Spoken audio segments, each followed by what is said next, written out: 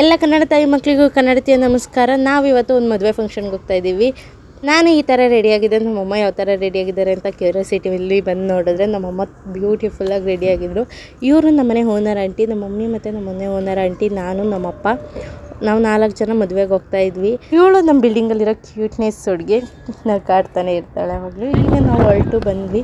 ನಾವು ಅಲ್ಲೇ almost reach ಆಗ್ತಾ ಇದ್ವಿ. ಅದಕ್ಕೆ ಈ ಶಿವನ ಆರ್ಚ್ ನನಗೆ ತುಂಬಾ ಇಷ್ಟ ಆಯಿತು. ಈಗ ಮದುವೆ ಚೌಟ್ರಿ ಹತ್ರ ಬಂದ್ವಿ. ಇಲ್ಲಿ ಇದೆ ಆಪೋಸಿಟ್ ದೇವಸ್ಥಾನ ಇತ್ತು. ಇದ್ರ ಬೋರ್ಡ್ನ ವೀಡಿಯೋ ಮಾಡ್ಕೊಂಡು ನಮ್ಮ ಮಮ್ಮಿ, ಬಟ್ ಅದು ಕಾಣಿಸ್ತಾನೆ ಇರಲಿಲ್ಲ ಲೈಟಿಂಗ್ಸಿಂದ. ಸೊ ನಾವು ಮದುವೆ ಚೌಟ್ರಿ ಹತ್ರ ಬಂದ್ವಿ. ಚೌಟ್ರಿ ಒಳಗಡೆ ಹೋಗ್ತಾ ಇದ್ದೀವಿ. ಬನ್ನಿ. ಹುಡುಗ ಹುಡುಗಿ ಯಾವ ಥರ ಕಾಸ್ಟ್ಯೂಮ್ ಹಾಕಿರ್ತಾರೆ ಅನ್ನೋದೇ ಪ್ರತಿಯೊಬ್ಬರಿಗೂ ಮದುವೆಗೆ ಬರ್ದಿದ್ದಿರುತ್ತೆ. ಹುಡುಗ ಹುಡುಗಿ ಅಂತೂ ಸೂಪರಾಗಿ ಕಾಣಿಸ್ತಾ ಇದ್ರು.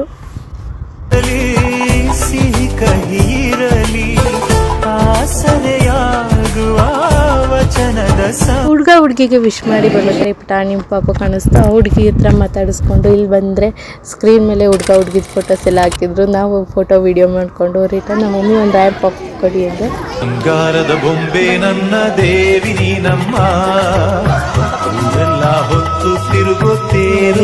ಹೇಗಿದೆ ಅಂತ ಹೇಳಿ ಹಾಗೆ ಅಲ್ಲಿಂದ ಮುಗಿಸ್ಕೊಂಡು ನಾವು ಊಟದ ಅಲ್ಲಿಗೆ ಬಂದ್ವಿ.